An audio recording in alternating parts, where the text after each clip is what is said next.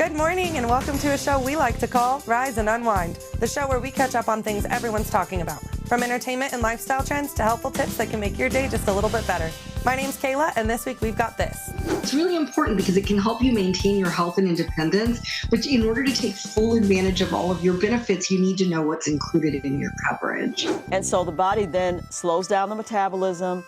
It increases feelings of hunger in order to keep that weight back up. That's why, for many people, eating right, exercising alone don't work. You can get some pretty noticeable symptoms. Those include severe pain, often described as the worst pain in the world. All that and more right here on Rise and Unwind. Have you ever wondered if you're really using all the benefits in your healthcare plan? Now that 2026 is underway, a lot of people are starting to schedule doctor visits, refill prescriptions, and figure out what their coverage actually includes.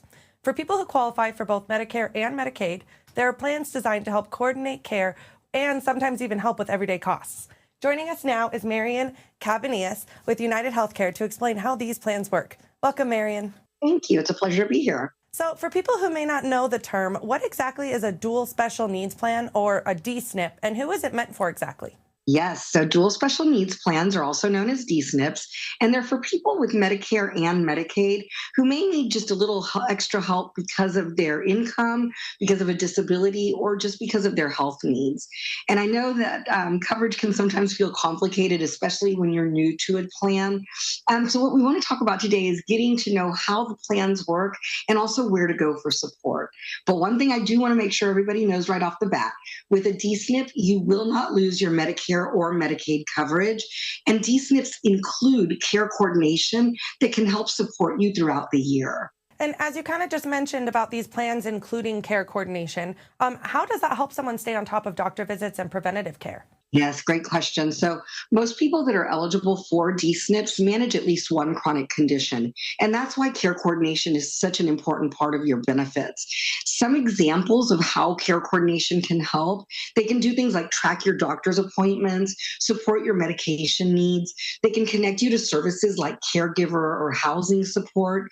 And they can even help you stay current with preventive care, which is so important to help you catch health issues early. So things like colonoscopies, or mammograms. Those things are really important to keep you healthy. I do want to remind people that now is a really good time to schedule your annual wellness visit with your doctor. And if you don't have a primary care doctor, that's okay. Just contact your 1-800 number on your ID card for your health plan, and they can help you find a doctor that's in network. And some viewers may not realize these plans can actually also help with everyday needs. What kind of support might be available? So this is where I think that these D-SNPs really shine. Not only do they include your basic Medicare drug coverage, but many of the D-SNP plans also offer additional benefits, things like vision and hearing screenings, dental checkups and cleanings. They can even include things like rides to and from your doctor's appointments. They can help with over-the-counter items like pain relievers. And for people that qualify due to chronic conditions, some of these plans can even help pay for healthy groceries and your utility bills. So it's really important because it can help you maintain your health and independence. But in order to take full advantage of all of your benefits, you need to know what's included in your coverage. And what are a few easy tips to help people better understand their coverage and maybe make the most out of their D-SNP plan? Yeah, first things first, you really need to review the plan materials that are mailed to you. But I also understand that that can be kind of overwhelming. There's a lot of information in there. So you can always call the 1-800 number on your health insurance card, and there's folks there that can help answer your questions about your coverage. There's 3 really important questions that I think everybody should ask. First, have your list of your preferred doctors and hospitals, and make sure that you ask whether or not they're in network. Second, make sure that you know what all of your prescriptions are and whether or not they're covered. And then last but not least, make sure that you ask what additional benefits are available to you. Again, the more that you know about your plan, the more confident that you're going to feel using your coverage. And if any of our viewers want more information or want to see if they qualify, where should they go? Yes, I would recommend you visit getdual.com, and there you can learn more about how these D-SNP plans work. Again, it's getdual.com. Marian, I want to thank you so much for being here this morning. It's my pleasure. Thank you. Kidney stones are one of those health issues that can hit fast, and they're no joke. More than 500,000 people land in the emergency room every year because of them. With March being National Kidney Month, we're talking about the symptoms, the risks, and what treatment looks like today. We're joined by Dr. Jared S. Winokur, a New York City-based urologist, and patient Crystal Jefferson. Thank you both for being here. Thank you. Thanks for having us. So, Dr. Winokur, what are kidney stones and what symptoms should people really pay attention to? Sure. So kidney stones are actual rocks. They are rocks that are formed from the minerals that are typically dissolved in your urine. And they'll grow up in the kidney until the day comes where they move and they block the drainage of the kidney. And then you can get some pretty noticeable symptoms. Those include severe pain, often described as the worst pain in the world. It's not uncommon to see blood in the urine, potentially some serious nausea or vomiting, and at times a fever, which may suggest an underlying infection. But I do also want to note that we also detect many stones incidentally up in the kidney before symptoms, and those may be caught, say, on a CAT scan or a sonogram performed for another reason, which gives us an opportunity to potentially intervene at an earlier date before you end up with any of those symptoms. And what treatment options are available right now, and how is the new CVAC system improving the experience for patients? Sure. So there are a number of really great minimally invasive options out there to treat kidney stones, things like sound waves and breaking up the stone with a laser. The challenge with these treatments is that they don't always effectively get rid of all the stone inside the kidney, and those stones can grow and cause more problems. The CVAC system really has revolutionized the way we're treating kidney stones now. It's an all-in-one, minimally invasive option. It's inserted into the kidney where we can break up the stone and, importantly, actually vacuum out all of those pieces that would potentially be left over after treatment, rendering the kidney free of stone and avoiding future problems. So it really has been a game changer for me and my patients. And Crystal, what was your personal experience living with kidney stones? I was, in 2009, a patient that showed up in the ER with vomiting and excruciating pain. I passed stones, however, stones kept reoccurring. I knew something was wrong when I couldn't stand up for long periods of time, when I couldn't drive for long periods of time. So I knew I needed to get help. I sought out a specialist, Dr. Winokur, and Dr. Winokur went over with me my particular staghorn stone, which is a more dangerous, serious type of stone.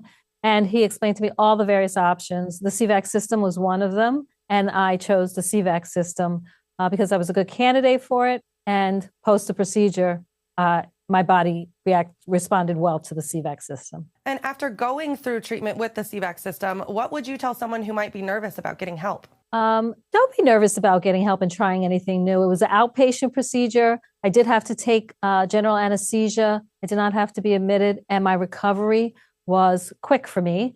And I got back to standing up on my feet for long periods of time and taking long drives without a problem.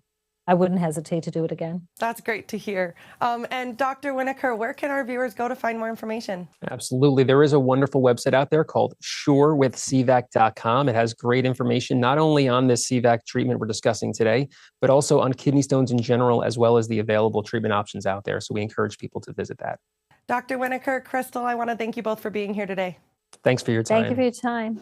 With spring planting season approaching, farmers need tools that keep them up and running. That's why John Deere is getting the word out about a new tool it's offering, John Deere Operations Center Pro Service. It gives farmers a way to run updates on their equipment and diagnose repairs when time is of the essence. Let's take a look. The time a farmer has to get their work done is remarkably short. Whether planting, spraying, or harvest, they rely on tools to keep them in the field and running. John Deere Operations Center Pro Service is a full suite of professional technician capabilities. Whether you have an on-site technician or you like to do repairs yourself, or have an alternate service provider do that work, these tools enable them to use it, diagnose, repair, and maintain it over the life cycle of that piece of equipment. we like to talk about it as run it your way. This technology is just a full comprehensive capability for your operation to serve your needs. So now let's take a look at how Operations Center Pro Service can be used day to day. So I'm now in John Deere Operations Center Pro Service. I can see my entire fleet here. Today we're working on this John Deere 3046R. So I'm going to look into what's going on with this machine. The first thing we do when we want to work on a machine is let's check and see if there's any software updates. And it looks like I've got two new updates, the instrument cluster controller and the powertrain hydro controller. So I'm going to go ahead and download those updates. All right, it looks like those downloads are complete. So I'm going to go ahead and hit start installation. I'm connected to the tractor with an electronic data link. For non-connected machines, that's the requirement to connect to the tractor diagnostic port. On connected machines, there's also remote capabilities with Pro Service. So I'm going to hit connect. We're going to begin that installation. All right, the other controller programming was successful. Now I'm going to go ahead and switch off the ignition for 60 seconds.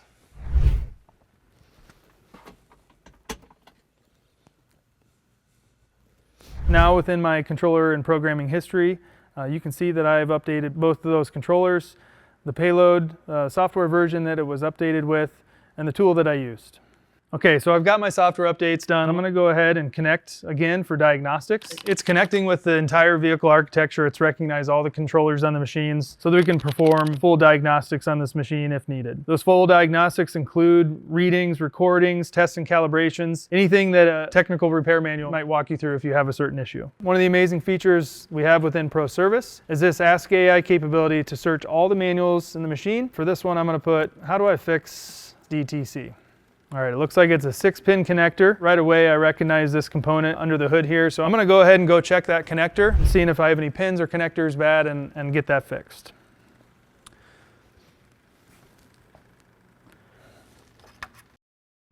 All right, so I found a bad terminal on that pin connector, that 6-pin connector, and I fixed that. So it looks like I have 0 diagnostic trouble codes available. I encourage you to go check out the amazing capabilities of John Deere Operations Center Pro Service. This is a professional repair tool. It's the same experience that our dealers have. You can ask your local John Deere dealer or go to deere.com/run it your way. It starts at $195 for any machine and goes up from there based on the needs of your operation.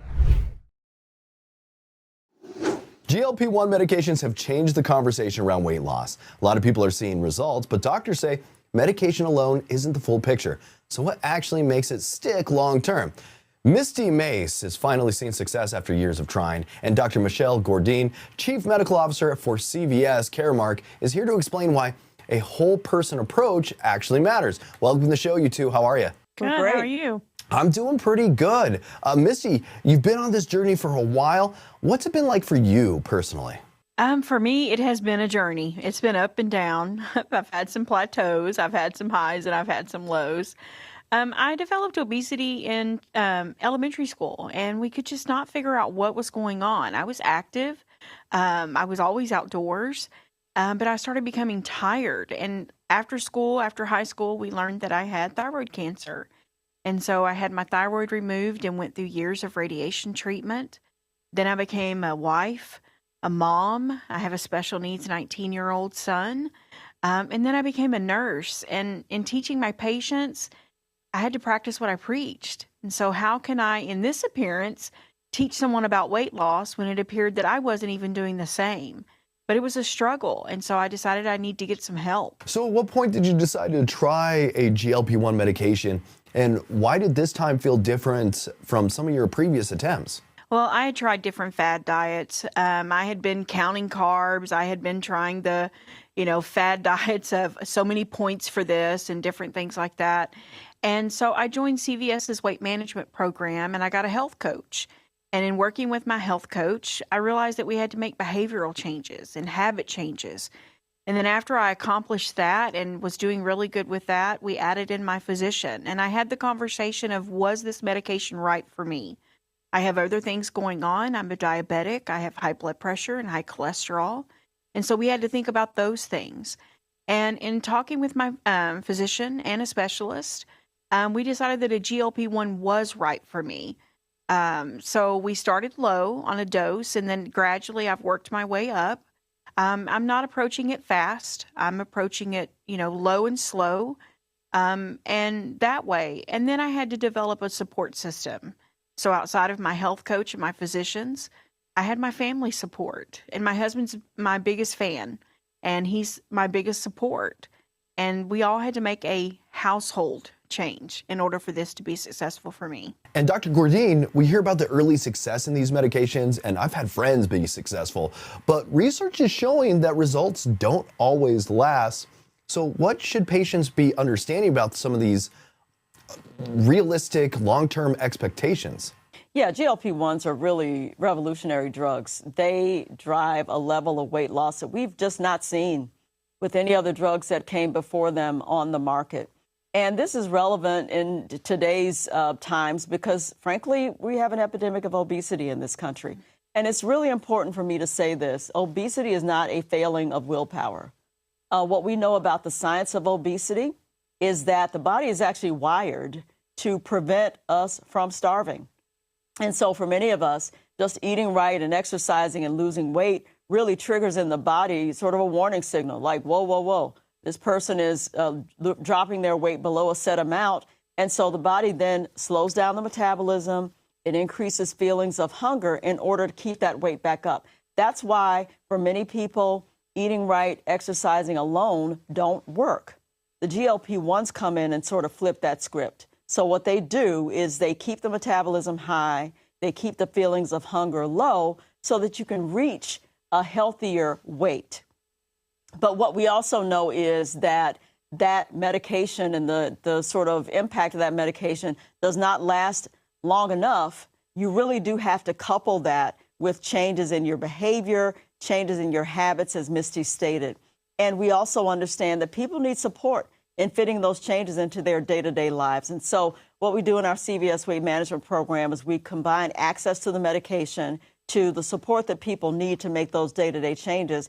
And we know that that combination of the two drives long-term success. And speaking of changes, Misty, you've made some day-to-day changes to build that support. What are some of those things that have helped and build those long-term goals? As I said before, the habit changes, that was huge for me. And by doing that, we changed how we shopped. We changed how we cooked. I'm a Texas gal. We cook things, meat and potatoes. Everything is breaded, things like that. And so I had to really think about how I was going to approach it. And now I'm over 57 pounds, down 57 pounds today. I no longer do insulin. I no longer do my diabetes medication. I still work with my doctors, and just being honest and accountable. Accountability is rough, but that was the huge and the biggest change for me, was holding myself accountable for the choices that I was making. And now I'm rocking it. I'm ready to keep going. And Dr. Gourdine, for someone in Kansas that's considering a GLP-1 medication, what conversation should they be having with their healthcare provider just to decide if it is right for them? Yeah, there are a few things you really should talk to your doctor about. First of all, having that conversation as to whether or not GLP-1s are safe for you, whether the doctor believes they're going to be successful for you, is a shared decision that the two of you need to make before starting on this medication. Secondly, side effects. People are concerned about the side effects of these medications. Most of them are minor, but inconvenient. And there are ways to manage those side effects by the doctor adjusting the dosing so that, again, that dialogue between the doctor and the patient ongoing is really, really important to minimize the side effects. And frankly, most people end up feeling better over time with those adjustments. The third thing is cost. These drugs are expensive. And so a question as to whether or not your insurance will cover these drugs, that's something that needs to be discussed, or if there are other ways to make these medicines more affordable. Because if the medicines aren't affordable, people aren't going to stay on them. And if they don't stay on them, they're not going to work. And then finally, what's your commitment to that long-term sort of changes in your lifestyle and your behaviors and your habits that's really going to be necessary? Because at the end of the day, the medications kickstart the weight loss process, but it's really those lifestyle changes and behavior changes that drive towards long-term success. All right, so where can people go if they want some more information? They can go to cvshealth.com. I want to thank you, too, for joining me today. Thank you. Heart disease is still the #1 killer in the United States, and millions of Americans are taking statins every day to lower their risk. But new research is showing a lot of people may not understand how those medications affect something called CoQ10, an enzyme that plays a key role in heart health. Dr. Tanya Elliott is a dual board-certified physician, internal medicine, and immunology, and she's here to walk us through what this new study found and what patients should be discussing with their doctors. Welcome to the show, Dr. Elliott. How are you? I'm doing well. Thanks for having me. Okay, so first, what exactly is CoQ10, and why does it matter so much when we're talking about heart health? So coenzyme Q10 is a compound that is essential for our muscles to create energy and for our muscles to function. And the highest concentration of coenzyme Q10 is in our heart, which is a muscle. Lots of people think, oh, your heart's an organ. Well, it's actually a muscle, right? And it needs lots of energy and it needs lots of coenzyme Q10. Now, the issue with CoQ10 is it decreases with age. It's not just found in the heart muscles, but it's found in other muscles in the body too. And it decreases with statin use. Now, statins are really important to be on if you have high cholesterol and you have risk for cardiovascular disease. Over 90 million Americans are on statins. They're super important medications, and they're really good at lowering cholesterol levels. but they also inadvertently lower our coenzyme Q10 levels. And you're releasing new study results. What stood out most to you? So the study was conducted by a leading supplement company called Doctor's Best. And what they want to understand is what are people's general understanding of their risk for heart disease and what to do about it. And the study revealed that over 60% of people didn't even know their heart disease risk, which is wild because we know it's the #1 killer of Americans, and one person dies every 34 seconds from heart disease. The second thing it showed is that 50% of Gen Zers, so these are people under the age of 30, were worried about their heart, and they cited stress and chronic stress as that major risk factor for not feeling well, for having low energy, and for feeling fatigued. And we know stress is a risk factor for heart disease. It also showed that 17% of those Gen Zers, so these are people under the age of 30 that we, in our minds, think are healthy, right?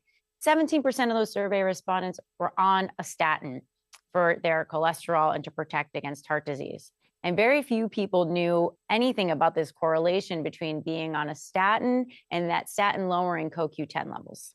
All right, for somebody out there that is thinking, okay, what do I do with this? What conversation should they be having with their doctor to lower their heart disease risk?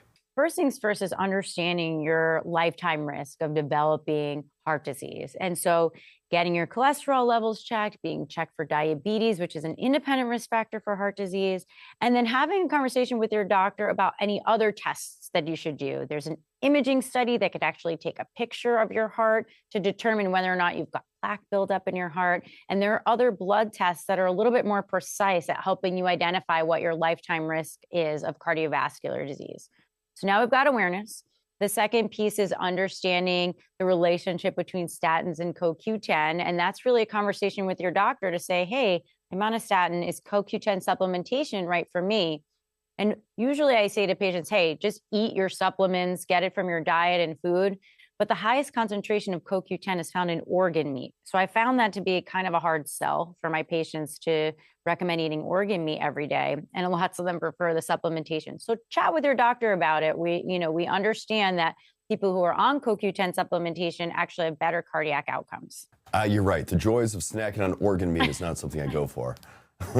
All right, so where can people go if they want to read more or learn more about this research? They can check out doctorsbest.com to learn more about CoQ10. They have a CoQ10 supplement that's bioavailable. You want to make sure the supplement you're taking is actually something your body can use, so that's important. And also just general stats and information about heart disease and what you could do to lower your heart disease risk. Dr. Elliott, I want to thank you for joining me today. Thanks for having me. AI isn't coming, it's already here. And for a lot of businesses, the question isn't if they should use it, it's whether they're actually ready for it. From small shops to major corporations, leaders are trying to figure out how to make AI work without wasting time or money. And Gene Marks is a Forbes technology columnist and the author of the AI Business Playbook. And he's here to break down what businesses really need to know. Welcome to the show, Gene. How are you, my friend? Dan, thank you so much for having me back on. It's great to speak with you. It's great to have you here. You've written the AI Business Playbook for leaders trying to navigate this moment. What makes your approach different from some of the other AI advice that's happening out there? Sure. I mean, so first of all, I think as you mentioned, I've been writing and covering technology for Forbes for the past 20 years. The past 3 years, big surprise, has been nothing about just AI. And it's a business book. And this book it's targeted at employees, professionals, managers, business owners, leaders of businesses. It's trying to separate the hype from reality in 2026. People want to invest and use AI, but they're not quite sure where to spend their money and where to spend the time. So the book itself, I dig deeply into practical applications, practical advice, as well as real life usage, real world, how the AI is being deployed so that business owners can think harder about it and decide what they want to do or what they don't want to do with AI in the next year or two. That is the aim of the book. So when you're talking to business owners right now, what is the biggest hurdle they're facing when it comes to actually implementing AI in a smart way? By far, Dan, it's fear. Everybody's terrified of AI. We in the media do nothing but perpetuate this fear, of course, because it gets more clicks. And it's just not right. AI is going to have an impact on some jobs, but I don't think it's going to have the same impact that a lot of people are scaring us about. More importantly is that generations are concerned. Cox Business, who partnered with me on this book, they did a workplace technology survey they found that a third of Gen Z and millennials expressed concerns about AI, and half of Gen Zers, I mean, it's the youngest generation, Dan, they feared AI could just replace their jobs. And so we as employers and as managers need to work hard to get our employees over this fear, to let them understand how AI can help them in their jobs, help them with job security as well, and provide more opportunities for them. That is the biggest thing that needs to be addressed. And I give a lot of advice in the book about how smart people are doing that. And a lot of people focus on the tools themselves, but you talk about infrastructure and connectivity. Why are those pieces so critical before a company even starts? Yeah. By the way, it's another reason why Cox Business wanted to partner with me, because, it is infrastructure is core to your business. Speed of processing has increased. The cost of storage for data has decreased significantly, but it ain't worth anything unless you can deliver data back and forth to the devices or that you're using that's deploying AI stuff.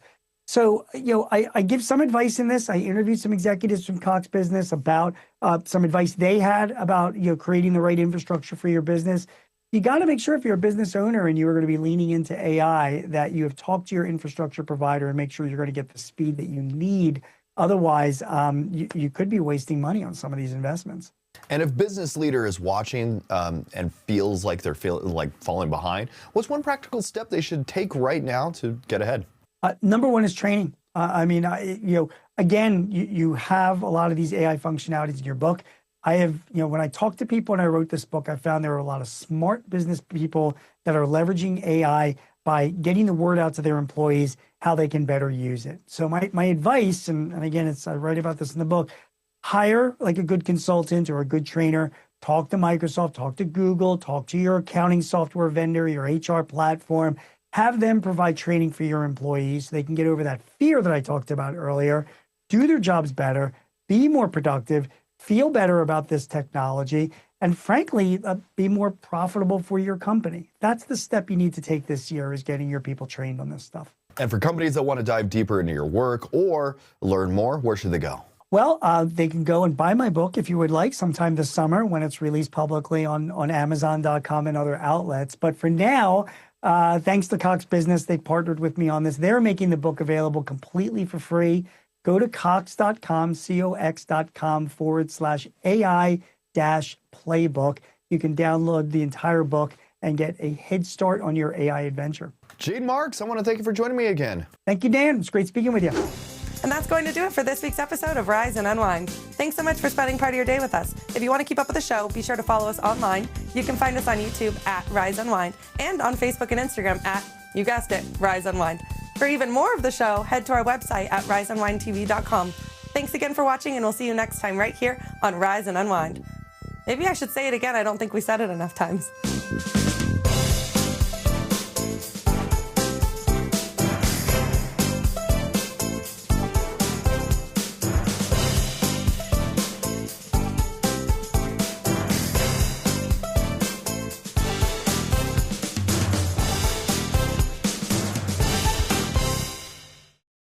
Rise and Unwind.